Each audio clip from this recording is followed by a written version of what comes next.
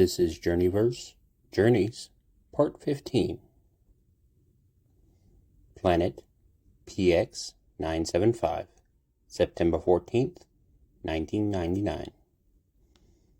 SG-1 stepped through the gate, looking around curiously at the planet as the wormhole closed behind them.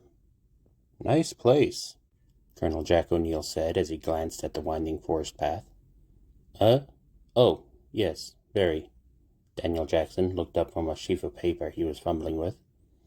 Captain Samantha Carter glanced at the two of them with a small smile. The UAV spotted a settlement in that direction. Probably along this path. It should be a little less than a mile away. "Indeed."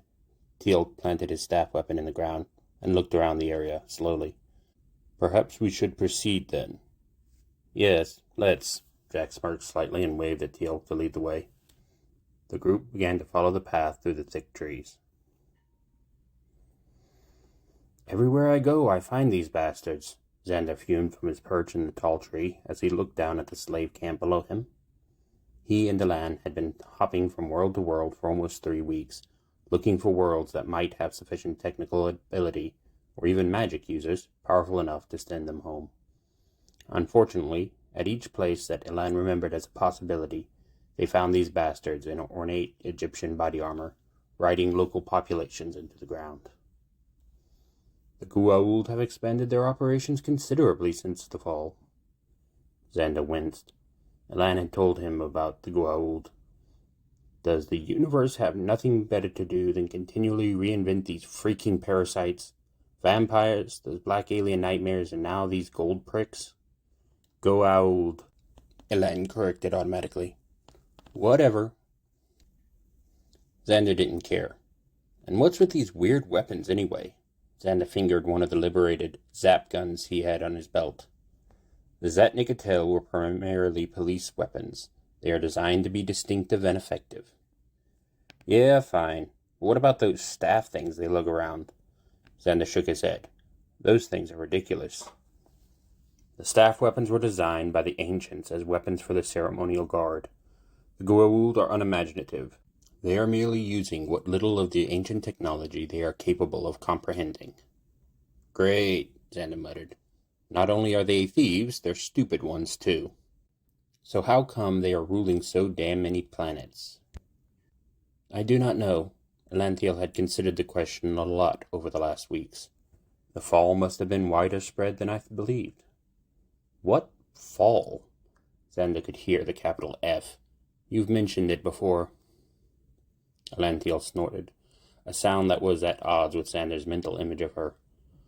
The fall is my private term for whatever must have happened to bring Earth down to its current level. Down? Xander protested. Hey, we have Twinkies in the Playboy channel. That's as high as it gets in my book. I am going to presume you are joking, Elanthiel said finally, after searching Xander's mind for references to what he was talking about. Sure? Xander said quietly, his eyes instinctively looking around for help, even though there was no one around to help. Joking. That's what it was. Good, Elan muttered, because if I believed that you were comparing over 10 millennia of culture and civilization to nutritionally deficient desserts and mostly nude women dressed in rabbit costumes, then I would have had to find some manner in which to harm you. Xander swallowed at the tone of Elan's voice. Definitely joking. Moving from below attracted Xander's attention a moment later, and he watched as 4 people walked through the path. One was about what he had come to expect, big, tall, and carrying a staff weapon, but he was dressed all wrong. And the other 3 were even worse. They had MP5s and Beretta sidearms, not to mention sunglasses and various other things that screamed home to Xander. All 4 of them were dressed in military fatigues. United States military. What in the hell? Xander shifted his position and dropped to the ground after they passed, intent on solving the mystery the group presented. SG-1 topped the ridge and looked down at the fields below them, fields that stretched as far as they could see. Wow. Daniel looked at the expanse. Obviously an agrarian society. It seems to bear some resemblance to certain modern Asian countries. I wonder if they're growing rice or some other crop. Jack O'Neill slipped his glasses off. wiping his brow carefully before returning them to the bridge of his nose. The climate is similar to certain Asian countries, too, and we have enough rice at home, Daniel. Let's see if we can find their population centers. I do not believe that would be wise, Colonel O'Neill. Jack turned to look at Teal'c curiously. Why's that? Look. He pointed to a position in the field some distance off. Jack raised a pair of binoculars to his eyes and followed Teal'c's gesture. He saw them almost immediately. A pair of Jaffa guards shaking a fallen farmer and forcing him to his feet and back to work. O'Neill cursed. We'd better get back to the gate. Behind him, he heard a sudden shout that sounded all too familiar, causing his heart to sink. Jaffa Cree! A group of Jaffa burst from their cover, a Goa'uld following behind them, their staff weapons aimed and charged. SG-1 looked at each other in resignation before they slowly raised their hands away from their slung weapons. Man, O'Neill griped, I can't take you guys anywhere. Xander watched, his shift suit activated, from just outside the ambush. Well, at least these guys aren't friendly with the Goa'ulds. Goa'uld, Alan corrected, mildly annoyed. Whatever, Xander thought absently. Like I care. Lanthiel sighed dramatically, but settled down to watch the confrontation through Xander's eyes. So, Jack drawled, I guess talking's out of the question. On the contrary, Goa'uld intoned, his eyes glowing, I expect that you'll be doing quite a lot of talking very soon. Where is the other? Other? Daniel asked tentatively. The one who came through the chop eye earlier. Where is he? O'Neill said. Anyone know what he's talking about? Each of the SG-1 team shook their head, as much in confusion as an answer to the very question. Very well, the Goa'uld smiled slowly. Kill the woman. The Jaffa charged their weapons, aiming them at Captain Carter. No! O'Neill lunged forward, moving to cover Sam. Ah, crap. Xander watched as the confrontation went south. He stepped forward, coming up behind the Goa'uld and his bodyguards, and deactivated the shift suit. He could see the military people's eyes widen as they saw him appear from the air, raising a pair of stolen Zetnikatale hand weapons. He stayed silent, triggering the stunner simultaneously as he gunned down the Jaffa guard. The Goa'uld jerked around in shock as his bodyguards fell under Zetnikatale fire. As he completed his turn, he saw his attacker, and the human members of SG-1 team were shocked when the self-proclaimed God turned pale. When they turned to each other, they realized that Teal'c had turned just as white as the so-called God. A Yucha, both God and ex-Jaffa spoke at the same time. Whatcha? Jack asked reverently. It is a Yucha, Colonel O'Neill, Teal'c said under his breath. They are hunters. What, like bounty hunters? No, like what you would call big game hunters. Daniel looked at the armored figure for a moment. What sort of game do they hunt? The more dangerous the better, Daniel Jackson. I assume you don't mean wild boar dangerous? Samantha was drawing some conclusions quickly. I do not, the big Jaffa said slowly. They often hunt Jaffa, and occasionally even seek out Goa'uld as prey. Okay, Jack muttered under his breath.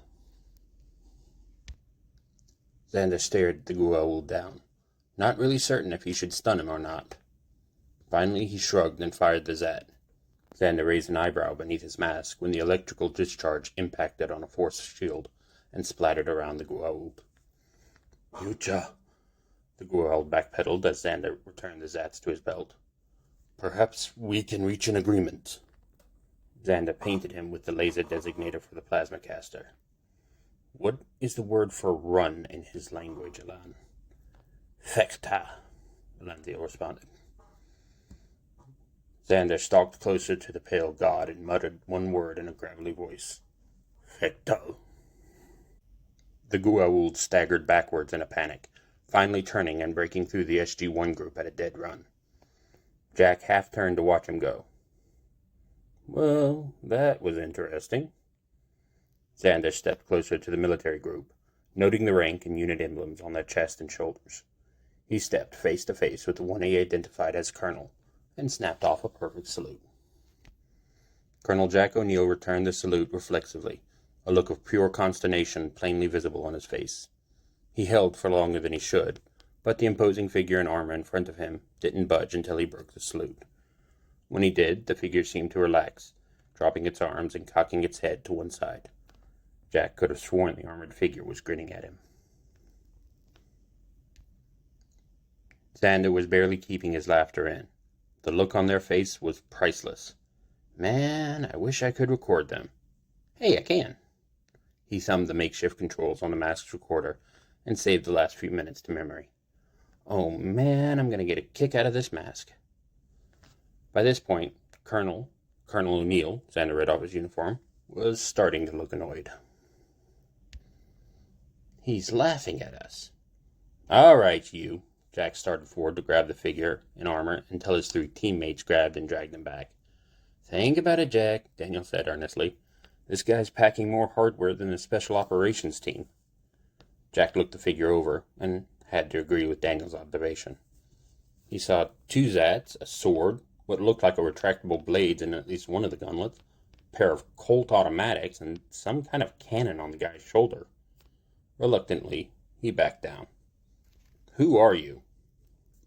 The group watched, their curiosity turning to shock, as the armored figure depressurized his helmet and removed the mask to reveal a smirking human face. Alexander Harris of California, US of A. The group had moved into the forest, where Xander led them to his camp. I've been here for a couple of days now. I was starting to get kind of discouraged. I've been hitting planets that were supposed to have the ability to get me home for about 3 weeks or so, and every place I hit I find these Goa'uld creeps. Goa'uld, Teal'c corrected him. Xander flashed him a disgusted glare. Don't start. I get enough of that from... The SG-1 team looked at each other in confusion as Xander trailed off. Wait a minute, Daniel spoke up. You have a list of planets with high technology? Xander shrugged. Sort of, but it's about 10,000 years out of date. Those damn snakes have moved in all over the place, he finished in disgust. But how? Daniel asked, his face showing true interest. Xander smirked slightly, knowing that the man would never accept the truth. The Yucha live a long time, Mr. Jackson. Speaking of which, Jack interjected, his hand waving slightly, how exactly is it that you came to be over 1,000 light years from Earth, wearing a piece of alien body armor that scares the crap out of a self-proclaimed god? Xander grimaced. I ran into the Yucha back on Earth, when we both were tracking the same prey. A demon that killed almost 20 people in a small town in Montana attracted my attention. The Yucha had been tracking it and its friends for a few days. We took the demons out together, but I made the mistake of thinking the Yucha was another demon, so I hunted him. Demon? Daniel asked quietly. You hunted a Yucha? Teal'c asked, his face impassive but a tone of disbelief ringing in his voice. To my regret, Mr. Teal'c, Xander smiled. I took him on staff to staff and hand to hand. I won, but I lost. At any rate, he was impressed, so he decided not to kill me. I spent the last couple months or so hunting with him on a world. Well, I don't know of its gate address, and I never want to see that hellhole again, so we'll just leave it at that. Excuse me, demon? Daniel repeated again, too quietly to be noticed. Why? Jack asked. Xander grimaced, that one word causing screams to echo through his mind. The planet's infested with a life form that makes the Goa'ulds look sweet and cuddly. Damn near wiped out a village I was trying to protect. Less than a quarter of them survived. They hadn't mentioned the gate. Xander trailed off, his eyes haunted with the memories of the dead and the dying. The SG team looked at each other in slight confusion. Only Jack O'Neill really understood what he saw in the boy's eyes. Pain. Could we get back to the demon thing? Daniel asked, oblivious to the byplay between Xander and Jack. Xander smiled tiredly.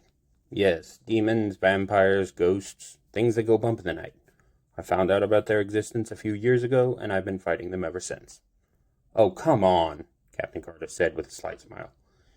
You don't really expect us to believe that, do you? I don't care, Xander said simply. You can believe what you want. Trust me when I say that my friends back home aren't likely to believe me if I tell them that I've been up to this summer. Daniel leaned forward. So you mean to tell us that demons are running around on Earth causing problems? He turned to Jack with a lecturing look on his face. They could be remnants of the Goa'uld and maybe other aliens left on Earth after the gate was buried? Yeah, Jack said slowly. I could buy that. I couldn't, Xander said firmly, bringing the attention of the group back to him. Not unless you run into aliens that react to holy water like it's acid, and crosses like they're cattle brands. No, Daniel said finally. Can't say that we have. Then I doubt it's aliens, Xander said with a smirk. Jack leaned over and whispered to Daniel. He's lost it. Completely loopy. Daniel looked uncomfortable around the group, but said nothing to contradict Colonel O'Neill. Did you really have to tell them about demons? Elan asked. You do realize they think you're insane now? Xander shrugged. I slipped. I haven't spoken to humans in months, except for those villagers, and they all believed in demons. Hell, they thought I was one. She sighed in response. What are you going to do? They're likely to try and have you locked up if you go back with them. Xander smiled, confusing the group of people around him that weren't privy to his inner conversation. They were going to do that anyway, Elan. These people work for the government. So? Xander shook his head, slightly amused at the naivety of the ancient being. So they don't want someone kicking around Earth who knows about aliens. Certainly not if he's packing as much alien tech as I am. Best case scenario is I spend several months debriefing before they let me out, with little more than a free pair of underwear and a bus ticket home. Elan recognized the tone in the young man's mental voice. What are you planning? She asked suspiciously. I'm planning on testing their security.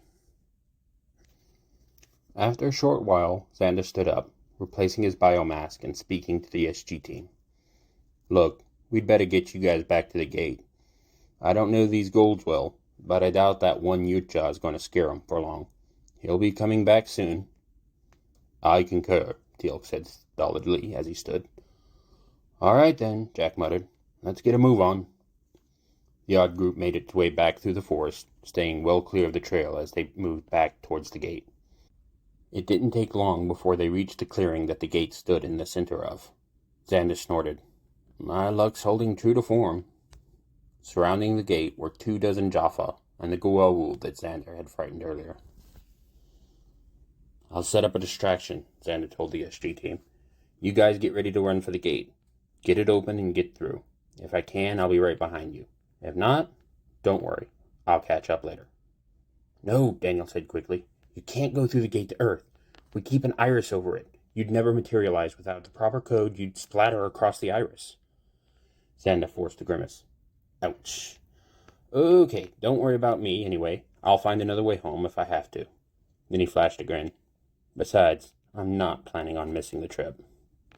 With that, Xander broke from the group and vanished into the woods. Perfect, he grinned. I couldn't have planned this better. Huron, the Goa'uld taskmaster of the world, stared at the expanse of jungle that lay between him and the hunter he knew was out there. A Utah would fetch a valued price if he could kill it without it arming its fail-safe bomb, and the technology would be a boon to him and his ambitions on this world and beyond. He arrayed his warriors around the gate, knowing that either the Utah or the Tari had to return this way. If any of the Tari had survived the encounter with the Utah, that is. Haran smiled ruthlessly. It was unlikely that any of them had survived. The Utah had not pursued him, so they must have been the hunter's prey. Xander was crouched on a low branch in a tree near the edge of the clearing, watching as the Jaffa patrolled the area. He smiled. They're sloppy. Poor form for a group of galactic conquerors. The Goa'uld are ruthless but stupid. They prize form over function.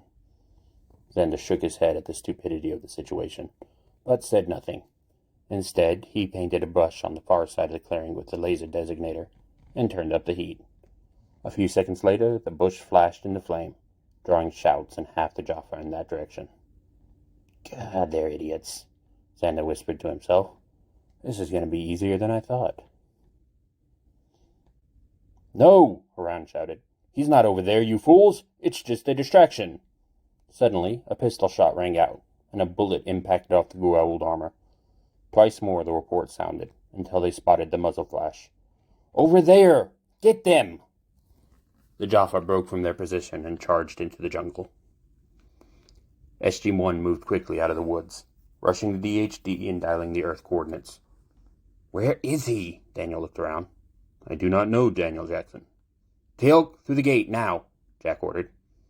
We should wait. O'Neill understood the sentiment, but his team was the priority now. The kid can take care of himself. He's bought us the time we need to get off this rock, so move. We'll get some help and come back for him. Reluctantly, the team stepped through the gate, glancing over their shoulders with each heavy step they took. Xander grinned as the Goa'uld charged his position and snapped the 45s back into their leathers. He easily evaded the clumsy search attempts of the Jaffa and arrived at the gate just behind the SG team. He listened to their conversation, amused. Aw, how sweet. They're going to come back for me. I'll have to leave a thank you note. Lan groaned at the joke. Must you be so flippant? Hey, it's either that or I go postal every now and then and shoot some people for no real reason. You got a preference? Give me some time to think about it. You do that. Xander grinned under his mask and stepped into the gate right behind Colonel O'Neill. SGC, Cheyenne Mountain, Colorado. SG team returning. Open the iris, Hammond bellowed into the microphone. The iris retracted quickly, and the gate shimmered and wavered as the members of SG-1 came through the wormhole, shivering slightly from the after effects of the gate as they did. General, Jack O'Neill shouted as he waved off the soldiers in standing guard. We need to organize a rescue op, fast. Colonel, Hammond double-checked, and seeing the entire SG-1 team, looked at O'Neill curiously. We met a civilian, a citizen of the United States, no less, on PX 975. How is that possible? He, hitched a ride, Jack said slowly. He what? Long story. Colonel, I have time. Xander almost whistled in appreciation as he stepped out of the gate into the cavernous room that housed the Earth Gate. Budget cuts haven't affected this group too badly. He stopped dead, staying motionless to minimize the visible blur of his shift suit, and watched as SG-1 moved towards an exit. He smiled to himself as Colonel O'Neill yelled about preparing a rescue team, then frowned. Damn, I really will have to leave a note. Don't want them risking themselves for nothing. Sound behind him startled him, but he kept his cool and thumbed the 360-degree vision option on his biomask. He watched curiously as a metal shield closed over the Stargate. Must be that iris doohickey Daniel was talking about. Cool. He smiled under his mask. With a dark and solid background behind him, he was probably more invisible than Angel when there was work to be done. He snickered at the thought, but had to admit, how he used to be anyways. He's gotten better since that side trip to hell. Must be a hell of a motivational place. Xander turned a little somber for a moment, a shiver of guilt running through him before shaking it off, and noticing that the guards had broken up. Time to move. So you're telling me that an alien vessel penetrated NORAD detection, landed in the United States, and abducted one of our citizens? Abducted may be a bit harsh, sir, Daniel said. Doesn't seem like it to me, Hammond muttered. So this Mr. Harris, what's he like? In a word, sir? Jack asked rhetorically. Loony. Scary as hell, but a total Looney Tune. That might be overstating it slightly, Jack. Come on, Daniel. He was talking about demons and vampires as if they were real. Daniel Jackson squirmed uncomfortably in his chair. It's an outside possibility, but he might be right. Excuse me? O'Neill looked at Dr. Jackson in shock. The texts I've been reading all refer to creatures and beings that even the Goa'uld consider to be incarnations of true evil. It's possible that these are more than just myths and have some basis in reality, much like the Goa'uld themselves. Oh, come on, Jack moaned. What about that crap about holy water and crosses? It's possible that the cross became a holy symbol because of its effect on these creatures, rather than the other way around, Daniel speculated. As for holy water, that I don't know. Jack raised his hand, a victorious look on his face. Aha! But, Daniel continued, that doesn't rule out the possibility that something is happening. Jack slumped back into his chair. Right. Xander rummaged through the base's laundry room, grabbing a large military duffel bag and some fatigues from the piles, and stuffing them into the armor's backpack. When he was done, he cracked the door open and looked out. When the hall was clear, he silently moved down the long corridor. Here we go. This looks like an office. He ducked in and grabbed a pen off the desk and a couple of index cards, and started jotting down a note. Dear SG-1, I thought I'd let you know that I hitched a lift with you guys after all. Sorry for the tricky move, but I didn't feel like going through customs. Catch you guys another time. Alexander. He looked at the note and grinned for a moment, and then, as an afterthought, jotted his email down on the second note, folded it over, and labeled it carefully. To Dr. Jackson. He dropped the first note off in the gate room, ducking a roving patrol as he did. The second was trickier. It took him longer than he thought it would to locate Dr. Jackson's office, though, in retrospect, he probably should have figured to look for the one place that looked like a tornado hit it. He placed the folded note in the middle of the disaster area he assumed was a desk, and moved quietly out of the room, looking for an exit. After an hour of debriefing, SG-1 managed to secure permission for a rescue operation, and moved to meet SG-12 at the gate room. As they moved in, Colonel O'Neill noticed a piece of paper on the ramp leading to the gate. He leaned down and picked it up. What the hell? He muttered, flipping it over. His eyes widened as he read the note. Son of a bitch! What is it, Jack? Daniel came over, looking at him, as a note at Jack's shoulder. His eyes widened as he read the signature. Hell, how could we forget about his suit's stealth capabilities? Damn it! Jack turned and stalked past the confused SG-12. Mission scrubbed. Stand down. General Hammond looked down as O'Neill stormed out of the gate room. He waited impatiently as the colonel climbed up to the control room and handed him the note. He looked it over slowly, reddening as he finished it. Seal the base, Hammond bellowed. We have an intruder on base. Xander watched from the forest, amused, as the alarms blared and the soldiers closed the gate leading into the mountain stronghold. He figured he'd best avoid the road for a while, preferably until he could find a byroad or something similar. Grinning, he turned and slipped into the thick forest, leaving the mountain literally buzzing behind him. Who is this person? Hammond roared, as the reports came back in negative for the location of the intruder. Colonel O'Neill grimaced. He's someone who managed to survive hunting with a species that scares the hell out of the Goa'uld. Hammond glared at him for a long moment. And it didn't occur to you that he might try something like this? General, he risked his life to distract the Goa'uld away from us, Daniel objected. How could we be expected to realize he'd be capable of doing that and getting back in time to slip through the gate under stealth? Hammond growled. Look, we can find him. How many Alexander Harrises can there be in California anyway? Jack said slowly. Find out, Hammond ordered.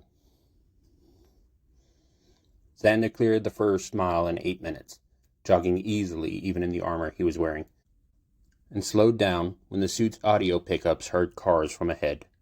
He crouched on an overhang and observed the traffic flow for 30 minutes before making his decision. No military traffic. Okay, time to arrange some transport. Sir? Captain Carter looked up from her computer screen. Yes, Hammond moved over. There are over 100 Alexander Harris in the computer list for California, almost 30 of them on the right age group.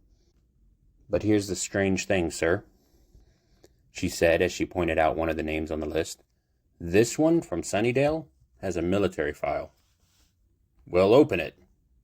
I can't, sir. It's classified beyond my clearance. What? Hammond reached down and typed in his own, only to receive the same results. What in the hell? Jack stared at the screen for a moment. How much you want to bet that's our boy? No bets, Colonel. Hammond stared at the flashing classified sign in frustration. Permission to take a team to Sunnydale, sir?